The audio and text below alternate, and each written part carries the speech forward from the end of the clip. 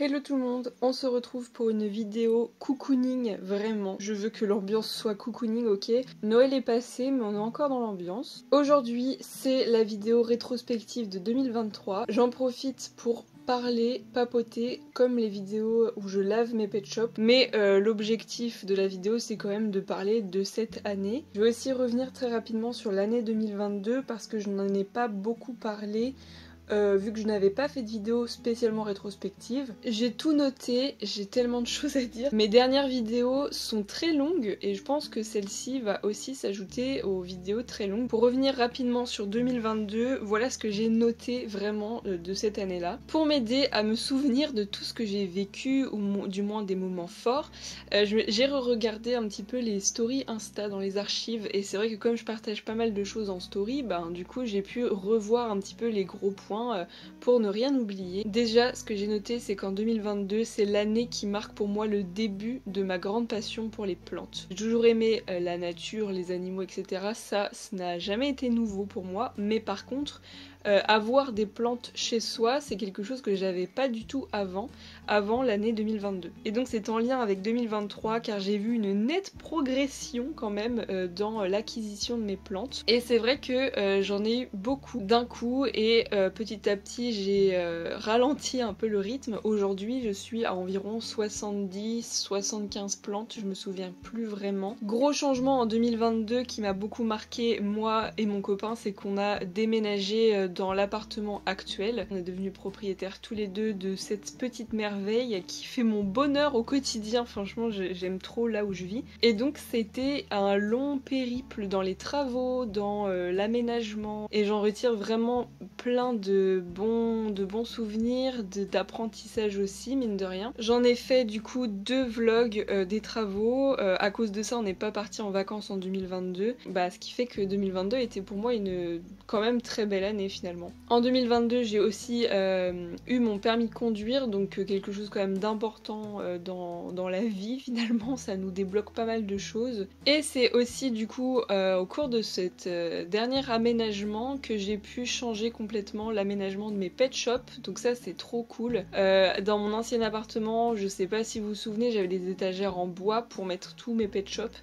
mais c'était assez petit, c'était ma mère qui me les avait fabriqués et c'était pas optimal pour ce qui est de la place. Et là aujourd'hui j'ai des étagères comme je souhaitais, c'est-à-dire tout tapissé au mur, mais je pense qu'un jour je changerai tout radicalement pour avoir encore une nouvelle, un nouveau style d'étagère. En 2022, j'ai trouvé en re-regardant du coup mes anciennes stories que j'ai bombardé littéralement de stories de nouveaux objets dérivés. Je pense que c'est l'année où j'ai le plus acheté d'objets dérivés pet shop et en 2023 pas vraiment. Enfin j'en ai acheté mais moins et c'est là aussi où j'ai commencé à archiver tous mes objets dérivés sur un drive. En 2022 c'est vrai que j'en ai pas beaucoup parlé, la première année où j'ai été aussi passionnée de cuisine. Bon je peux pas dire que c'est une passion ultime, je vais pas mentir. Avant ça j'aimais pas du tout cuisiner, alors je me forçais parce que je n'aime pas les trucs tout prêts, préparés, machin, j'ai jamais été comme ça, mais je me faisais à manger, je cuisinais pas. Et j'avais jamais trop aimé ça, et je me disais que de toute façon j'y arriverais pas. Et du jour où on a déménagé dans cet appart, j'étais tellement heureuse déjà que il y a plein de choses que j'ai découvert grâce au fil du temps finalement. Et notamment la cuisine. Et cuisiner aujourd'hui c'est un plaisir mais immense, j'adore cuisiner, j'adore, j'ai pas d'autres mots en fait. Pour en revenir aux objets dérivés, c'est en décembre 2022 que j'avais fait une sorte de calendrier de l'Avent en story où je vous présentais une fois par jour un objet dérivé LPS avec toute la petite explication, etc. Franchement, je m'étais assez motivée à faire ça et j'ai bien aimé, je sais que vous aviez aussi aimé. Maintenant que 2022 est passé, je vais vous raconter tout le cheminement de 2023, la rétrospective commence. En 2023, en janvier, j'ai commencé par dire et me dire à moi-même et à vous aussi sur Insta, je répète mais je dis tout sur Instagram, je me suis lancé le défi de lire. En fait, la lecture pour moi avant c'était un peu une corvée. Alors j'ai eu un moment dans ma vie où j'ai lu mais c'était pas des romans, je devais avoir entre 12 ans et 17 ans où enfin voilà, dans cette période-là où j'ai lu beaucoup, mais c'était beaucoup de livres d'apprentissage, des choses sur l'histoire, vraiment tout ce qui me passionnait. J'ai toujours ces livres-là, mais c'est des livres voilà, que je feuilletais et où j'en tirais quelque chose en termes d'apprentissage, voilà. Mais j'avais jamais voulu lire de roman de ma vie parce que je trouvais ça inutile, tout simplement.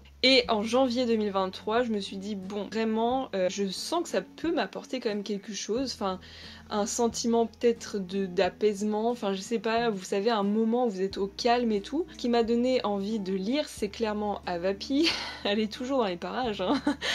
Avec sa nouvelle chaîne de vlog qui est consacrée aux livres parce que elle est passionnée de lecture et en fait ça m'a donné grave envie parce que j'ai ressenti à travers ce qu'elle partageait vraiment un sentiment de bien-être quand elle lisait et j'ai l'impression que je recherchais quelque chose comme ça à travers quelque chose et c'est là où je me suis dit bah pourquoi pas en fait. Donc je me suis dit allez je commence par lire et on verra si j'y arrive mais j'aimerais bien lire au moins un livre par mois, c'est ça que je m'étais fixé. Au final j'ai adoré, j'ai pas du tout, ça n'a pas du tout été une corvée, j'ai commencé par lire un livre puis deux et c'est là que je me suis dit bon ok 2 livres par mois en fait ça me convient sans que je lise trop avec acharnement et le rythme était très ok donc j'ai lu 2 livres par mois donc c'est vraiment cool et en fait me tenir un rythme ça m'a un peu saoulée en fin d'année, je me suis dit ok je lis et c'est tout, je vois quand est-ce que je termine et j'ai pas besoin de me dire je lis 2 livres par mois, c'est bête. Genre il y a plein de livres que j'ai envie de lire qui me donnent trop envie, j'ai demandé quasiment que ça à Noël, enfin j'adore lire maintenant donc je suis très contente et donc je voulais vous faire un point lecture. Si vous détestez la lecture, bah passez peut-être cet extrait de la vidéo, je vous mettrai un petit timecode où là j'arrête de parler de livres. Donc j'ai recensé tous les livres que j'ai lus en 2023,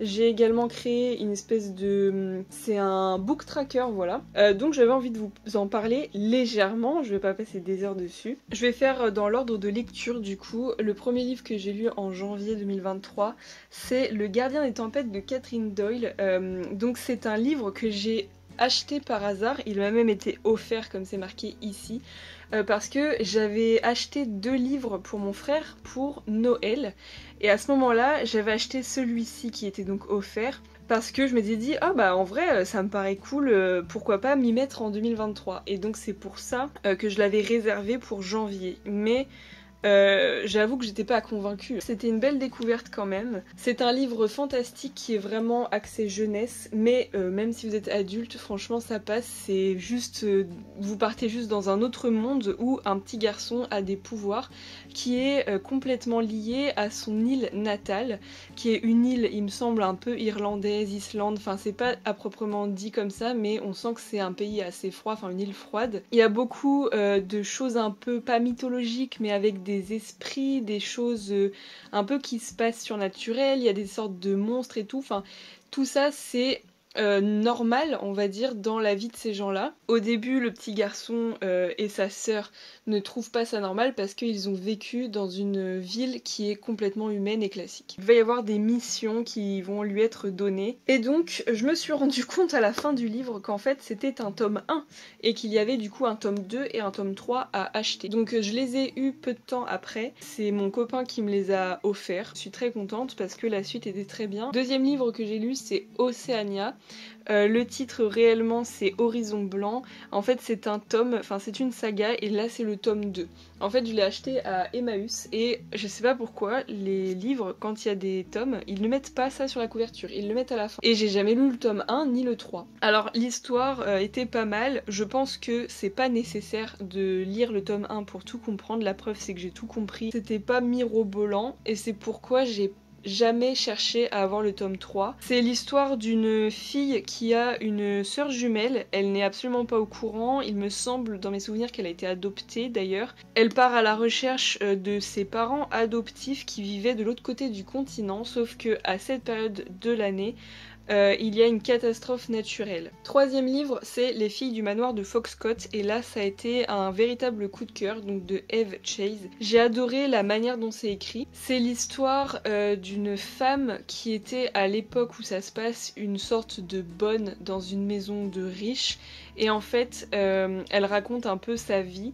Le truc c'est que chaque chapitre n'est pas écrit à la même époque, donc en fait on fait le lien entre deux familles à chaque fois et au final à la fin on se rend compte un peu de pourquoi il y a ce lien, enfin bref, c'est vraiment excellent. Quatrième livre que j'ai lu, c'est Le Gardien des Tempêtes, du coup tome 2. Donc ça s'appelle Les Guerriers de la Marée Perdue. Et donc vous voyez que les couvertures sont vraiment belles, enfin en tout cas ça donne envie de les lire. Je vais pas vous raconter évidemment le résumé parce que ce serait vous spoiler la suite de l'histoire. Ensuite j'avais acheté Maudit Cupidon de Lorraine Palfreyman. Ce livre a été offert de la même manière que Le Gardien des Tempêtes. J'avais fait exprès, j'avais acheté 2 livres que j'avais lus en fait par la suite et ce troisième était offert. Je vais commencer par celui-ci. C'est une romance un peu fantastique où en fait une fille tombe amoureuse, enfin bon on le sait à la fin mais on s'en doute dès le début qu'ils vont être ensemble avec un Cupidon et donc il vit parmi les humains sauf qu'il a plein de restrictions, y compris ne jamais sortir avec une humaine, sauf que c'est ce qui va se passer. Ensuite j'ai lu celui-ci, donc Les Doubles de Kilkenny de John Banim.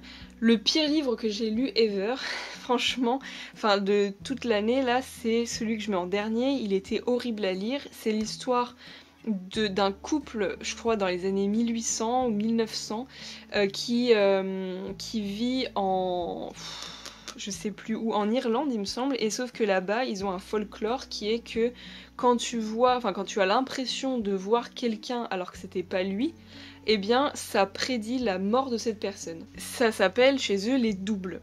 Et sauf qu'en fait, ce couple-là, ils sont imnobulés, je sais pas quel est le terme, je me souviens plus, je l'ai au bout de la langue, mais bref, ils sont vraiment à fond dans cette légende, et sauf qu'ils ne vivent que de peur à cause de ça. Juste ça tourne en rond, c'est insupportable, la manière dont c'est écrit aussi c'est horrible, enfin je déteste, je suis désolée, pour moi je l'ai pas du tout aimé. Ensuite j'ai lu La Bibliothèque de minuit de Matt Haig, qui était pourtant un livre très apprécié vu qu'il a reçu le prix des lecteurs 2023, mais j'avoue que j'ai pas été transportée non plus. C'est l'histoire d'une femme qui veut mettre fin à sa vie et qui en fait quand elle meurt se retrouve dans un espace-temps, enfin quelque chose de mystérieux où elle peut en fait, elle a la possibilité de voir sa propre vie sous différentes manières.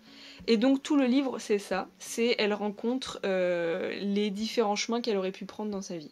Ensuite, ce livre-là, je l'avais acheté sur un vide-grenier, Boomerang de Tatania de Rosnay. Je me souviens qu'il avait été très bien, j'avais vraiment aimé. Je me souviens plus du tout de la fin de l'histoire. On suit l'histoire d'une famille, notamment des parents séparés, les enfants, etc. Le fil conducteur, c'est que le père de famille et sa sœur retrouvent des traces un peu du passé de leur mère qui est morte il y a bien longtemps. Ils découvrent plusieurs aspects de sa vie qu'ils connaissaient pas en fait. Ensuite j'ai lu Une poignée de vie de Marlène Haushofer. J'ai été un peu déçue de la fin, où en fait je m'attendais pas à une histoire comme ça en lisant le résumé en fait. C'est l'histoire d'une femme qui revient dans sa maison natale je crois, et qui retrouve des photos du coup de son enfance etc.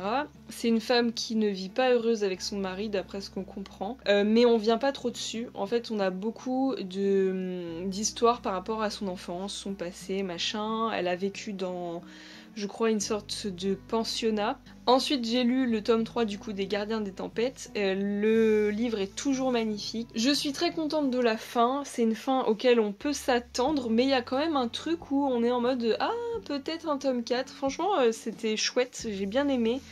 Et je regrette pas du tout d'avoir commencé à lire grâce à ces bouquins. Ensuite j'ai lu Là où brillent les étoiles de Nadia Hachimi. C'était vraiment pas mal celle-ci. Ça parle d'une jeune fille qui en fait a été adoptée par une femme seule parce que elle a vécu dans un pays en guerre où en fait elle était la fille carrément du dirigeant et donc elle a vu son père se faire tuer, enfin bref c'était horrible.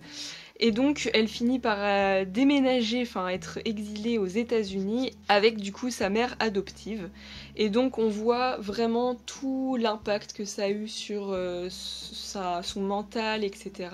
Mais j'aurais voulu qu'il y ait encore plus de détails en fait sur sa vie d'après. Mais c'était vraiment une chouette histoire et que je recommande en vrai parce que c'était assez émouvant aussi. La maison de l'orchidée de Lucinda Riley, un coup de cœur pour moi, ça a été pareil l'un des meilleurs livres que j'ai lus là du coup parmi tout ça. C'est l'histoire d'une femme célèbre qui était anciennement une pianiste célèbre. Elle a complètement arrêté cette activité à cause d'une tragédie qu'elle a eue dans sa vie. Je vous dis pas quoi parce que c'est spoiler l'histoire, on s'en rend compte à la moitié du livre à peu près, enfin au tiers du livre. Et en fait on voit comment elle se reconstruit dans sa vie. Et sauf qu'elle finit par reconstruire sa vie, sauf qu'une autre tragédie arrive, enfin bref, c'est assez mouvementé. Et on a aussi une histoire par rapport à son passé, mais qu'elle n'a pas connu, enfin un passé par rapport à une autre génération. En fait, il y a deux histoires qui se chevauchent dans ce livre, et tout ça est en lien avec sa propre famille, enfin c'est assez spécial et tout se passe dans cette maison. Ensuite, j'ai lu ce livre qui n'a rien à voir, qui est une histoire plutôt humoristique, donc à un détail près de Kristen Higgins, qui est en fait l'histoire d'une femme qui a failli se marier avec l'homme de sa vie. Au final, ça s'est pas du tout passé comme prévu parce que il y avait un petit détail, comme dit le titre du livre, en fait, il y a un détail qui fait qu'elle ne pouvait pas se marier. Bref, ça a gâché sa vie, sauf que après ça, du coup, on voit comment elle vit ce drame finalement, enfin cette tragédie qui est plutôt drôle en soi. On ne souhaite ça à personne quand même, mais dans le livre c'est assez marrant et du coup on voit comment elle reconstruit sa vie avec d'autres hommes, etc. Voilà, il y a pas mal d'amour à l'intérieur, donc c'est vraiment un truc un peu à l'eau de rose, mais en même temps c'est drôle, enfin voilà, c'est assez fun à lire. 7 jours pour survivre que j'ai trouvé sur un vide-grenier. De Nathalie Bernard. Alors c'est un livre très fin, enfin qui se lit très rapidement, franchement j'ai dû lire ça en une semaine je pense, parce que bon je lis pas très vite moi, hein, mais une semaine pour moi c'est rapide. J'aurais préféré une fin un peu plus waouh, mais c'était quand même cool. C'est un livre vraiment jeunesse aussi pour le coup. Ensuite j'ai lu ce livre et je vous avoue que j'ai peu de souvenirs de ce livre, il m'a pas énormément marqué, mais je me souviens que pareil c'est entre deux époques où on voit l'enfance d'une mère qui a vécu, on va dire, d'après mes souvenirs, il faut que vraiment que je me souvienne, mais c'est vrai qu'il m'a pas beaucoup marqué ce livre. Mais en fait, on suit principalement la fille de cette maman, qui en fait a été adoptée. Il y a plein de remises en question, etc. dans ce bouquin, et leur fille est vraiment le fruit de leur pensée, etc. Enfin, ils ont eu un parcours, on va dire, très atypique, ce qui fait que la jeune fille est atypique aussi.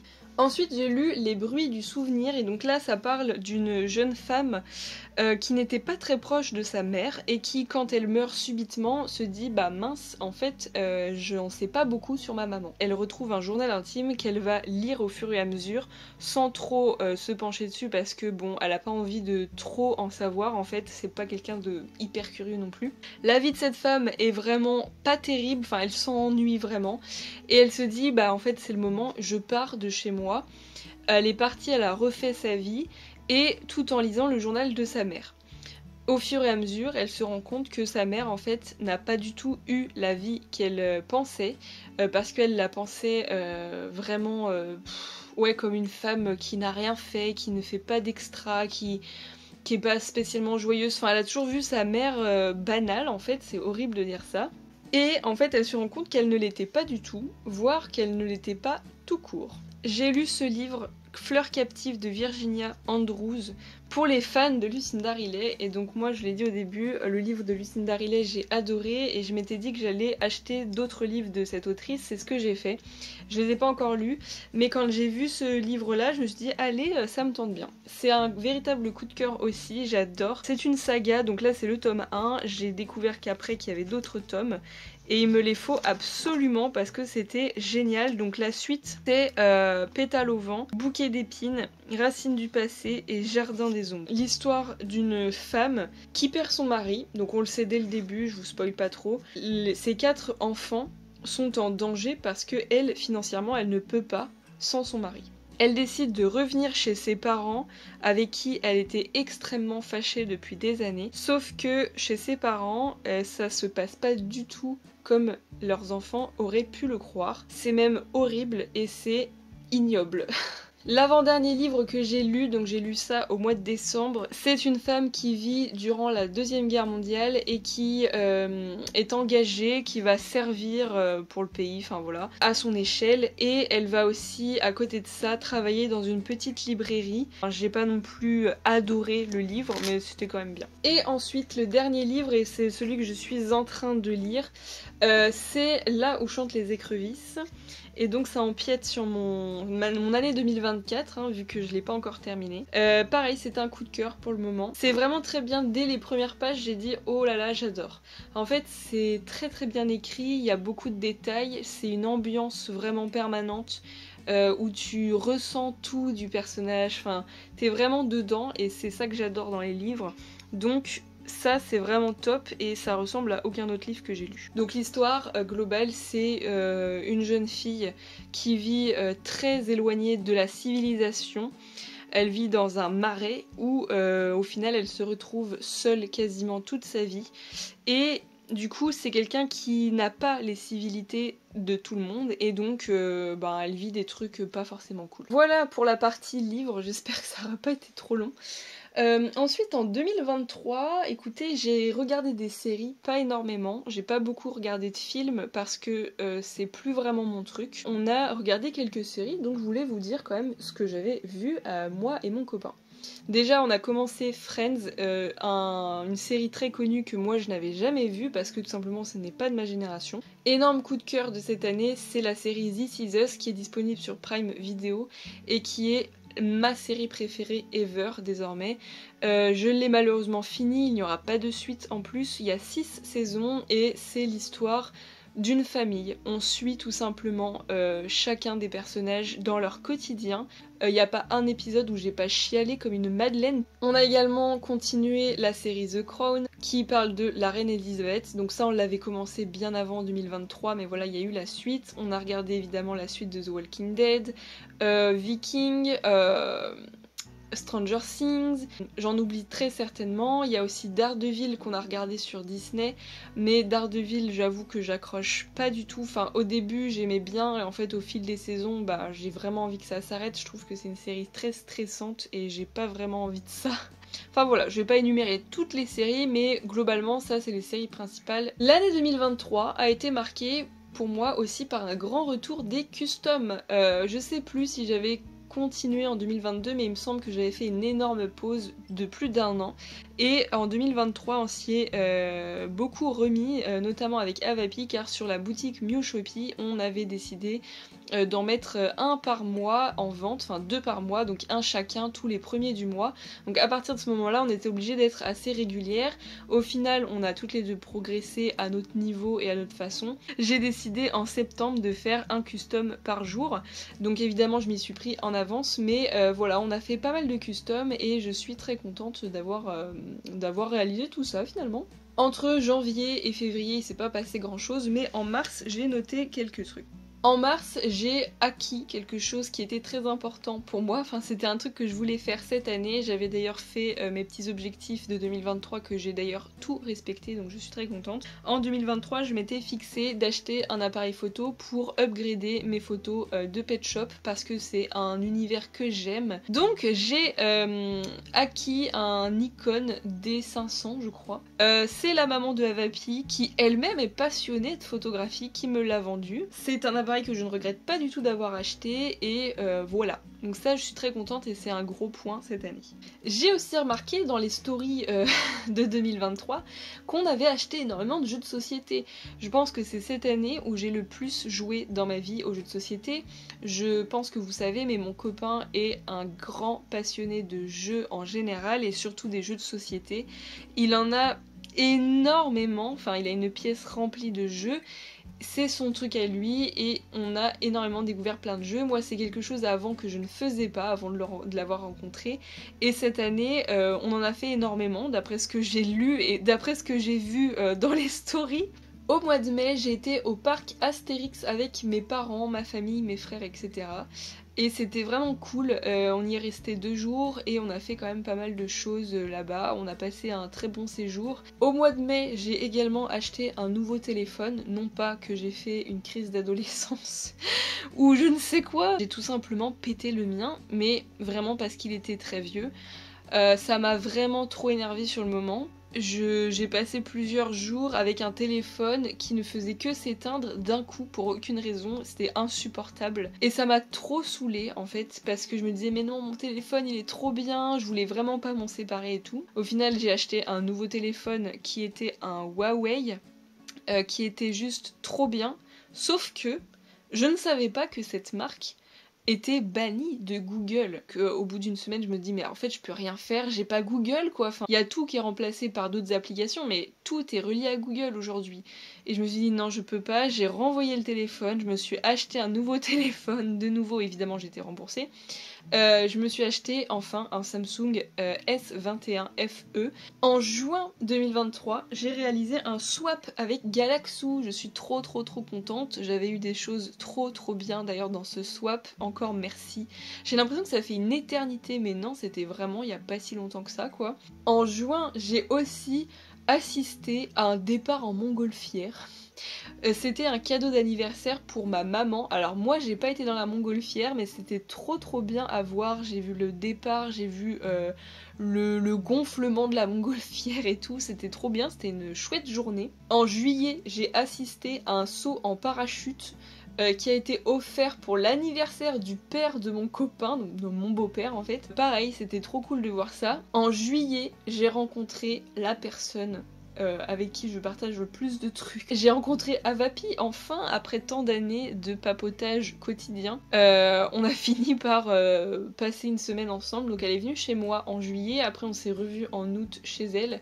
Et donc c'était trop cool, en plus ils sont venus tous les deux, donc c'était trop bien, on a fait plein de trucs, des vidéos et tout. En juillet, je me suis enfin dit qu'il fallait que je me débarrasse de mes vieux customs. C'est quelque chose que je gardais et je ne sais pas pourquoi. En fait, je m'étais toujours dit non mais si je le crée, je dois le garder et tout. Des fois, je m'attache vraiment à des trucs bêtes et genre mes customs, mes premiers customs genre affreux, mal faits et tout, j'y étais attachée.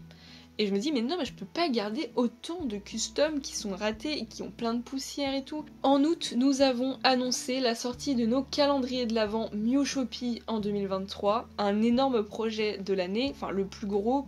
En soi, c'était pas non plus un truc de fou, mais c'était un gros projet parce que c'est ce qui nous a pris le plus de temps dans notre année finalement. Créer la page, créer le contenu des calendriers, emballer les calendriers, faire les photos, envoyer les calendriers. Je sais pas combien d'heures on y a passé, mais je n'ose pas compter parce que autant vous dire que j'en ai perdu du temps. Mais c'était pour la bonne cause, pour vous faire plaisir et évidemment pour upgrader le site Miu Shopee, donc on refera la même chose l'année prochaine. En août, nous sommes partis en vacances, moi et mon chéri. Nous sommes partis dans le sud de la France pour rejoindre Avapi à Marseille, mais évidemment nous avons fait comme d'habitude des escales un peu partout, donc des vacances road trip comme on appelle. On est passé à Clermont-Ferrand, on a fait des randos, on a ensuite été à Marseille, on a vu plusieurs amis là-bas et on a évidemment passé du temps avec Avapi et on a passé de très bons moments. On a visité des parcs, on a fait des calanques, on a été dans la mer, on a fait de la plage, on a fait de la plongée sous-marine pour la première fois, enfin moi c'était la première fois de ma vie. J'ai fait également pour la première fois du snorkeling et c'était incroyable, moi c'est mon activité coup de cœur de cette année. Nous avons refait de la Via Ferrata, activité coup de cœur aussi de toute ma vie, enfin on adore, je crois qu'on pourra plus jamais faire de vacances sans faire de Via Ferrata. Et en août, gros point moi de cette année, j'ai démissionné de mon travail. J'ai travaillé dans cette entreprise 4 ans pile. Et donc j'ai quitté mon travail parce que je voulais changer déjà de domaine et évidemment me diversifier pour avoir sans doute une meilleure carrière à l'avenir. Je vous en ai déjà parlé dans une vidéo blabla, mais du coup je travaillais en restauration, c'était un milieu que j'adorais. où je me suis vraiment épanouie vraiment dans ma vie sociale avec les gens. La dernière année c'est pas très bien passé parce que je sais pas si j'étais à la limite du burn-out ou quoi, mais physiquement, mentalement, j'étais au bout en fait de ce travail. Et je me suis dit non, je veux garder un bon souvenir de cette période. Je dois m'en aller en fait, je dois chercher ailleurs. Et de toute façon, je m'étais toujours dit que j'allais pas rester là-bas à vie. Parce que je me sentais pas de faire ça à vie. Parce que c'est un travail qui est fait pour les jeunes, j'ai envie de dire. Parce que physiquement, c'est compliqué en fait de faire des horaires aussi durs. De travailler toute la journée debout en courant littéralement. Et ou dans un milieu où tu côtoies des clients qui s'acharnent sur toi et qui t'insultent. Enfin vraiment c'était dur à la fin psychologiquement et physiquement vraiment. J'ai changé de travail, maintenant je travaille dans un endroit où je ne cours plus du tout, où physiquement je suis pépère. Mais c'est pas passionnant. En soi ce que je fais c'est cool, mais on va dire que l'équipe, l'ambiance générale, elle n'a rien à voir. L'ambiance dans mon ancien travail c'était du 100% trop bien. Et l'ambiance à mon travail actuel c'est du 10%, c'est cool quoi. Donc j'espère m'y faire et rester quelques années pour avoir une expérience dans ce domaine qui est la vente de vêtements clairement. De l'accompagnement du client du début à la fin, enfin c'est cool en soi.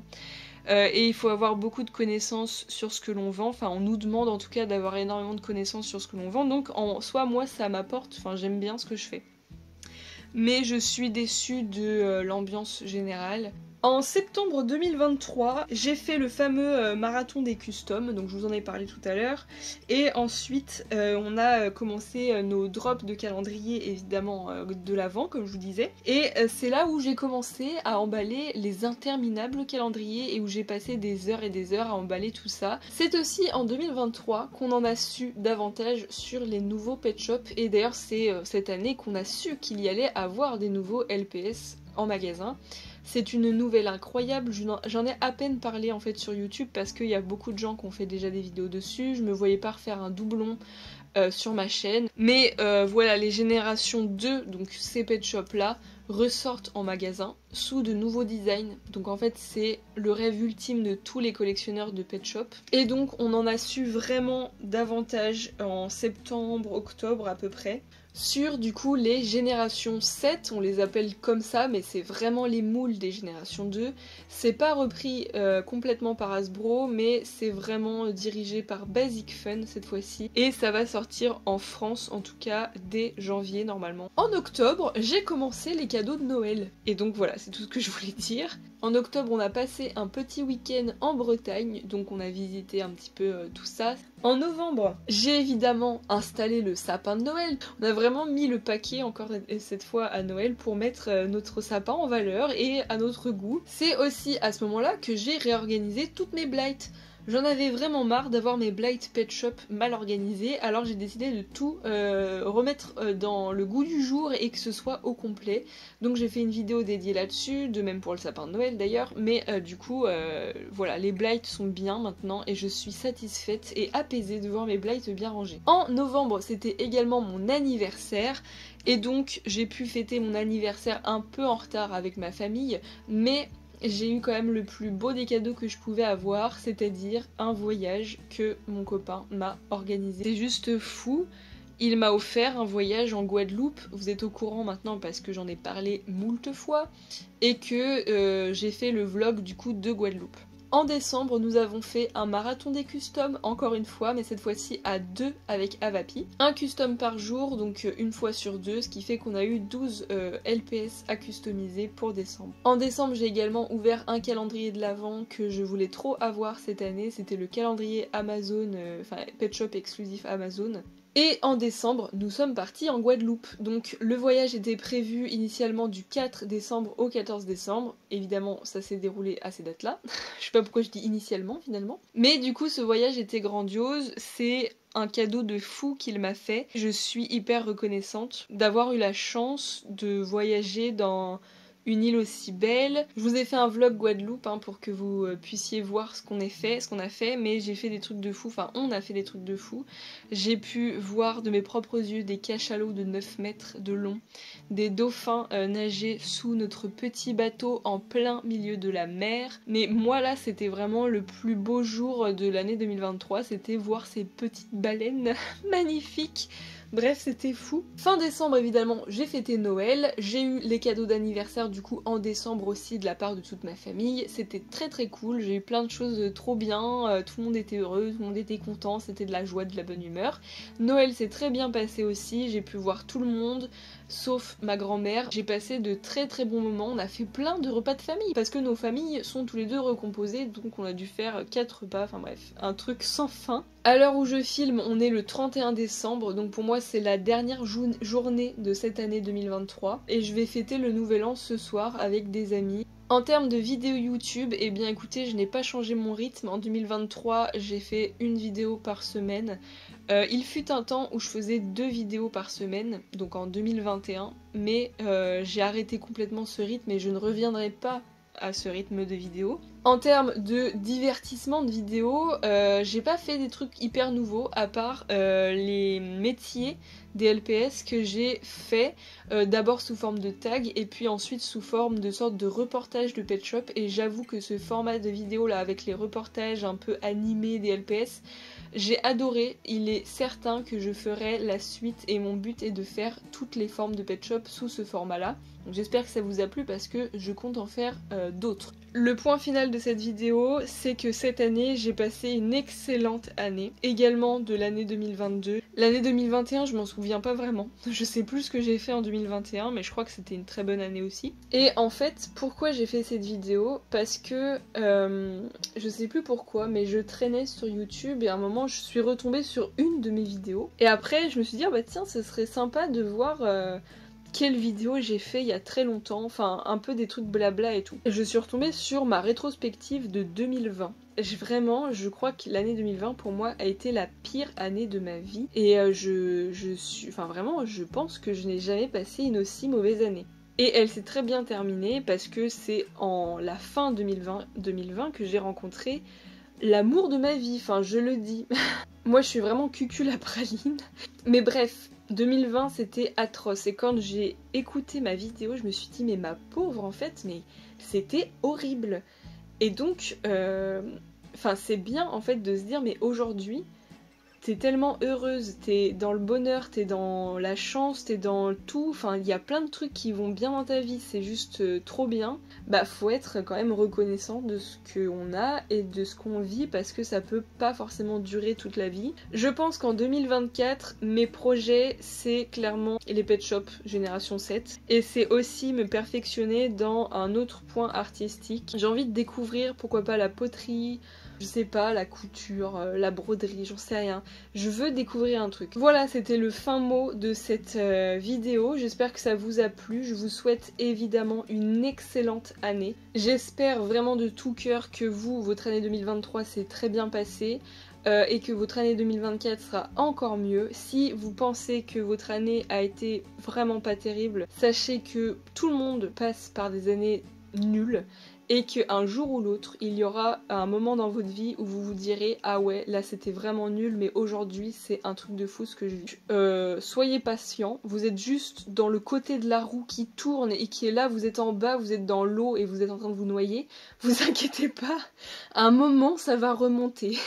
J'espère que cette vidéo vous aura plu. Bisous et à bientôt. Ciao ciao.